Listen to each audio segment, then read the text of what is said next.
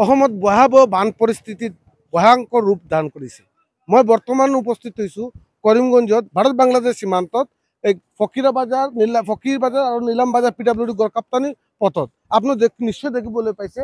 আমাৰ পিছত এনেধৰণে এই ভয়াবহ বান পৰিস্থিতিৰ ফলত ইয়াত স্থানীয় পথখন মানে গড়কাপ্তানি পথখন বানপানীৰ মাজৰ কাৰণে ভাঙি পৰিছে আৰু ইয়াৰ ফলত যাতায়াত ব্যৱস্থা ক্ষেত্ৰত বহুত ভয়াৱহ পৰিস্থিতি ধাৰণ কৰিছে। আপুনি দেখিবলৈ পাইছে ইয়াতে বহুখিনি স্থানীয় ৰাজ্যত বসবাস কৰি আছে আৰু আপুনি নিশ্চয় দেখিবলৈ পাইছে এই পথখন সড়কখন ভাঙি যোৱাৰ ফলত লংগাই নৈৰ পানী প্ৰৱেশ কৰি আছে আৰু ইয়াৰ ফলত বহু ঘৰ বাৰী পানীত বুৰি আছে। আপুনি দেখিবলৈ পাইছে যে এনেধৰণে স্থানীয় ৰাইজে LPG গেছৰ চিলিণ্ডাৰ যাতায়াত পথ বন্ধ হোৱাৰ বাবে এনেধৰণৰ LPG গেছ ৰন্ধন গেছত তেখেতৰ বিভিন্ন 10 কিলোমিটাৰ 12 কিলোমিটাৰ এনে পথ আহি এনেধৰণে পাৰ হ'ব লাগিছে। ৰাতিত এনেধৰণৰ ৰাতিত ইয়াতে কোনো লাইটৰ ব্যৱস্থা কৰা নাই।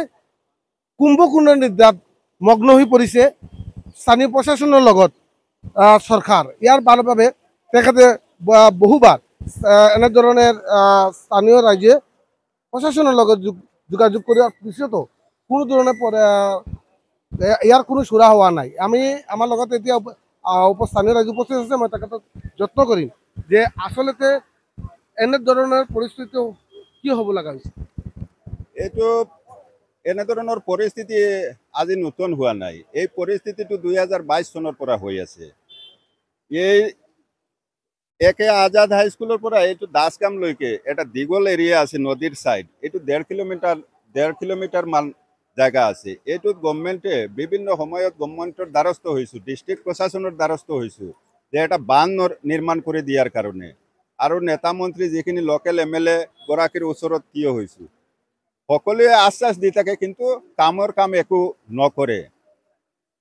আৰু এই এক্সেছ লংগাই নদীৰ পানী যেতিয়া বৃদ্ধি হয় তেতিয়াই যোৱা 2022 চনত এইটো জায়গাত নদীয়ে বাংগন কৰিছিল আৰু ডিপাৰ্টমেণ্টে কোনোবা কণ্ট্ৰাক্টাৰক দি কিবা একদম ৰাফ টাইপৰ কিবা কাম কৰাইছিল। সেইকাৰণে এইটো জায়গাত 2024 চনত আকৌ বানপানী অহাৰ লগে লগে এইটো জায়গাত ভাঙিছে। ইয়াত ভাঙাৰ পিছত এতিয়াতো গভৰ্ণমেণ্টে স্কুল বন্ধ দিছে কিন্তু এনেকুৱা অৱস্থা থাকিলে ল'ৰা ছোৱালী কেঁচুৱাবিলাক স্কুলত যাব নোৱাৰা হৈ গ'ল।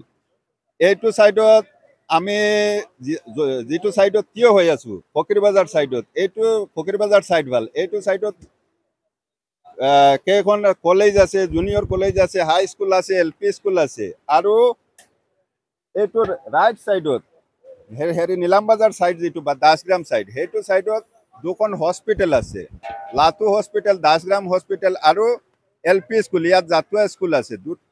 ল'ৰা ছোৱালীবিলাক স্কুলত যাব নোৱাৰা হৈ যাব আৰু যিমান মেটাৰ্নিটি পেচেণ্ট থাকিব ইয়াততো 200-250 ভিলেজ আছে, গাঁও আছে। সেই গাঁৱৰ মানুহখিনি কৰিমগঞ্জত হস্পিটেলত যাব। মেটাৰ্নিটি পেচেণ্ট, কোনোবা ষ্ট্ৰোক হৈছে, ইমাৰ্জেঞ্চি পেচেণ্ট, এম্বুলেন্স যাব নোৱাৰিব, পেচেণ্ট যাব নোৱাৰিব। মানুহৰ দুৰ্দশাৰ আৰু অন্ত নাই। আপুনি কি ক'ব মানে ইয়াতে এই চিংগাৰ পিছৰ কাৰণে মানে ৰাজ্যত বহু অসুবিধা প্ৰব্লেমৰ আৰু শেষ নাই। মানুহ একদম অপাৰগ হৈ গ'ল। আপুনি দেখিবলৈ পাইছে কৰিমগঞ্জত এনেধৰণৰ ভয়াবহ বান পৰিস্থিতিৰ ফলত এতিয়ালৈকে প্ৰায় 1.5 লাখৰো অধিক স্থানীয় ৰাইজ এই বানপানীত ভুগিব লগা হৈছে। আপুনি দেখা পাইছে এই ধৰণে এখন বাম্বু ব্ৰিজ বনাই দিছে। চৰকাৰে দিয়া নাই, কোনো প্ৰশাসনে দিয়া নাই। কিছুমান স্থানীয় ৰাইজে এনেধৰণে পথ দি যাতায়াত ব্যৱস্থা চালু ৰখা হৈছে। আপুনি দেখিবলৈ পাইছে এনেধৰণে চিলিণ্ডাৰ, গেছৰ ৰন্ধনৰ চিলিণ্ডাৰ তেখেতে হাতত লৈ পাৰ হ'ব লগা হৈছে। আমাৰ লগত এজন ব্যক্তি আছে, মই তেখেতক যত্ন কৰিম যে এনেধৰণৰ পৰিস্থিতিত এনেধৰণৰ পৰিস্থিতিৰ ফলত যে যন্ত্ৰণা ভুগিব লগা হৈছে এই কাৰণটো কি?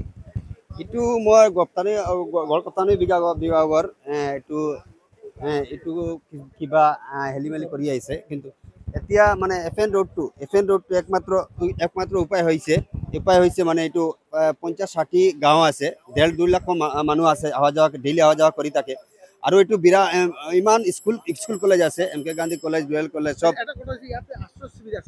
নাই আছে আশ্ৰয় শিবিৰ নাই এইটো নাই একেজাৰ হাই স্কুল আশ্ৰয় শিবিৰ এই যে ৰাস্তাত ছিগি যাওয়ার কারণে ছিগি যাওয়ার কারণে আশ্রয় শিবিরত টান পশুব লাগে কারণে বিরাট অসুবিধা হয়েছে তাতে আশ্রয় শিবিরত মাল যাওয়া কাৰণে বিৰাট অসুবিধা হয়েছে ওপৰত মই মানুহে নিজে বহি কিনি পাৰ কৰিব লগা হৈছে এইখিনি সৰকাৰে দিয়ে না কোনো কৰিছে এইটো মই এৰিয়াৰ লোকেল মানুহ আছে মই নিজে খৰচ হয় এইবিলাকে মই নিজে কৰি দিছো মানুহ দূৰ দেখি কিনি ৰাতি যদি কোনো মানুহ অহা যাওয়া কৰে ফলতে কোনো অসুবিধা হয় না যেহেতু ইয়াতে কোনো না এইটোতো বিরাট অসুবিধা কৰি আছে মই ইমান মানুহ এইবিলাক 1.5-2 লাখ মানুহ যে ডেইলি যাতায়াত কৰি থাকে তাতে ইমান ইমাৰ্জেন্সি এইটো নৰ্থ কৰিমগঞ্জৰ এইটো আগৰ নৰ্থ কৰিমগঞ্জ যিটো আছে এইটো প্ৰাণকেন্দ্ৰ এইটো FN ৰোড হয় নীলাম বাজাৰ কৰি যাই কিনি পুৰা 50-60 গাঁও আছে 1.5-2 লাখ মানুহ আছে ডেইলি অহা যোৱা কৰি থাকে হয় আপুনি দেখিবলৈ পাইছে কৰিমগঞ্জত ভয়াবহ বান পৰিস্থিতিৰ ফলত বিভিন্ন অসুবিধাৰ সন্মুখীন হ'ব লগা হৈছে স্থানীয় বিশেষকৈ স্থানীয় ৰাইজৰ মাজত